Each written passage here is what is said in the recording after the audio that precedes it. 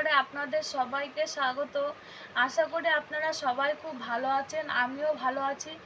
আজ আমি আবার একটি রেসিপি নিয়ে এসেছি। রেসিপিটি হলো চিকেন কোরমা। পুরো ঘরোয়া পদ্ধতিতে আমি চিকেন কোরমা করে দেখাবো। তো আপনারা দেখে নিন আমি কিভাবে চিকেন কোরমা করব। আমি ধুয়ে রেখে দিয়েছি। করতে কি কি মশলা লাগবে দেখে নিন।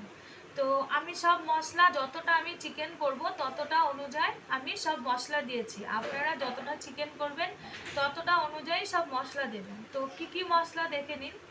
এখানে আমি দিয়েছি পোস্ত আছে, আদা কুচি আছে, গোটা জিরে, গোটা গরম মশলা, চাল মগর, আর কাজু আর কিশমিশ, লঙ্কা, টমেটো আর রসুন, আর আর আছে এখানে পেঁয়াজের আমি ব্রেস্তা করে নিয়েছি। এই ব্রেস্তাটার অর্ধেকটা আমি রেখে দেবো আর অর্ধেকটা আমি বেটে নেব। আর এখানে আমি রেখেছি 4 থেকে 5টা গোটা কাঁচা লঙ্কা, বিরিয়ানির মশলা আছে, একটা ছোট বাটার নিয়েছি। যেহেতু আমি যতটা চিকেন নেব ততটা অনুযায়ী বাটার দেবো, তো আমি যতটা চিকেন করব সেই অনুযায়ী আমার এই ছোট বাটারটাতে হয়ে যাবে। আর আছে তেজপাতা আর গোটা গরম মশলা রেখেছি। চামচের মতন আমি টক দই রেখেছি। এবার আমি চিকেনের মধ্যে আগে টক দই দিয়ে দেবো। তারপরে যে মশলাগুলো গোটা দেখিয়েছিলাম সব মশলাটা আমি একসঙ্গে মেখে নিয়েছি। ওই মশলাগুলো আমি পুরোটাই দিয়ে দেবো।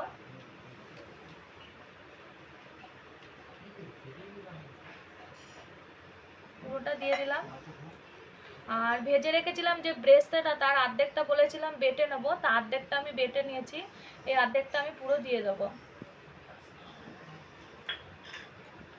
আর দেবো বিরিয়ানির গুঁড়ো গরম মশলাটা।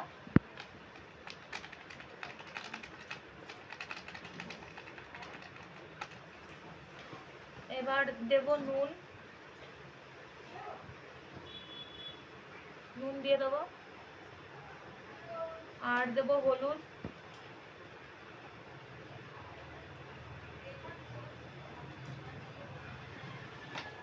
এবারে তেল দিয়ে দেবো পরিমাণ মতন।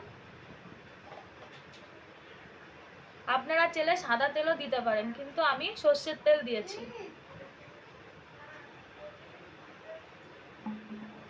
দিয়ে চিকেনটা ভালো করে আমি মেখে নেব। মাখাটা আমি 10 মিনিটের জন্য ফ্রিজে রেখে দেবো।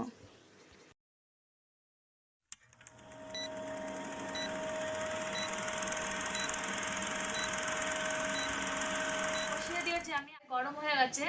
এবার আমি কড়াইতে যে বাটারটা দেখিয়েছিলাম আমি বাটারটা দিয়ে দেবো।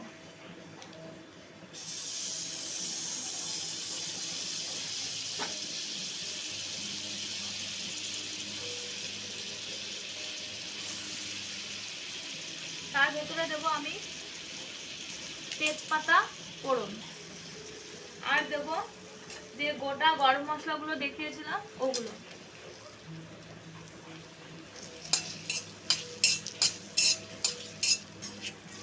দিয়ে তেজপাতা আর গরম মশলাটা একটু ভেজে নেব।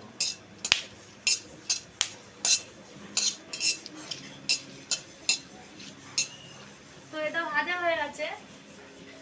এবার আমি যে চিকেনটা আমি মশলা টশলা মাখিয়ে ফ্রিজে রেখে দিয়েছিলাম 10 মিনিটের জন্য, তো ওটা আমি বের করে নিয়েছি। 10 মিনিট হয়ে গেছে। এবার আমি চিকেনটা এর ভেতরে দিয়ে দেবো।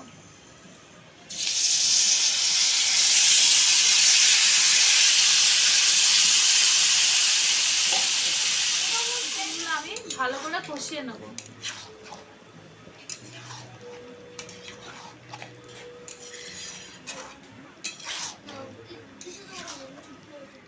কষানো হয়ে গেছে। এবার আমি জল দিয়ে দেবো।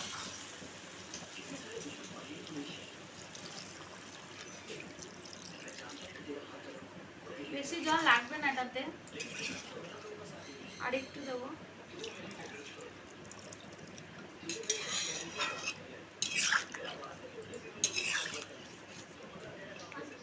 ব্যাস, এবার আমি ঢাকা দিয়ে দেবো। তো চিকেনটা হয়ে গেছে। এবার আমি যে গোটা কাঁচা লঙ্কাগুলো দেখিয়েছিলাম সেগুলো দিয়ে দেবো। দিয়ে একটু নেড়ে নেবো।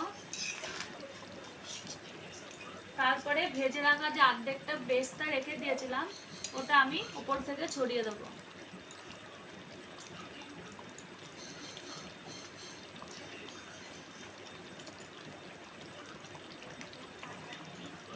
দিয়ে এবার একটু নেড়ে নেবো।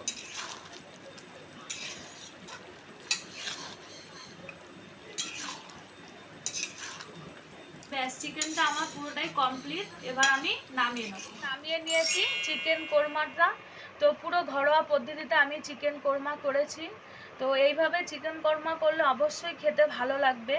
তো আজকে যে আমি চিকেন কোরমাটা করেছি, যদি আপনাদের ভালো লাগে অবশ্যই লাইক করুন, কমেন্টস করুন আর শেয়ার করুন।